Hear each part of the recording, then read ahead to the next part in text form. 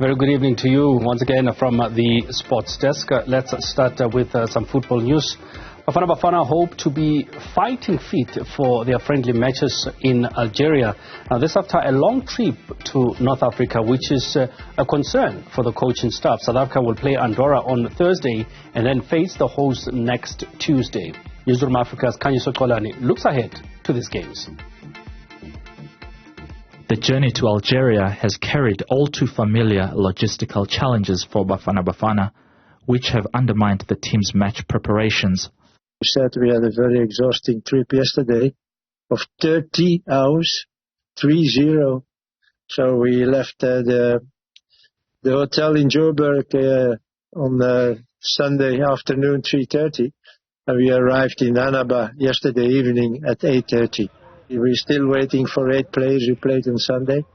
So they will arrive and they will do the same trip as we yesterday. So they arrive this evening around 8, 9 o'clock. When you have to wait 3 hours in Dubai and you have to wait 6 hours here in Algiers before you have a flight to Annaba.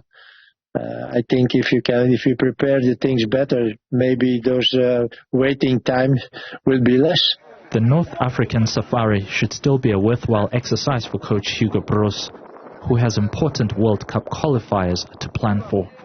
I hope that we can continue what we put together in AFCON. So we saw what South Africa can do. We have a good team. We showed it several times on AFCON. So I hope that we have some new players, younger players with us. Also the reason why. So I hope that maybe they can show me that I can count on them for the next months, for the qualifiers for World Cup, for the qualifiers. Bafana's second friendly of the trip will be against Algeria, who are familiar opponents. However, Thursday's match against Andorra may have local fans going to consult Google Maps. The landlocked nation, situated on the France-Spain border, is known more for its resorts and heritage sites than football. We have Andorra, who's not a top team in Europe, far away from that.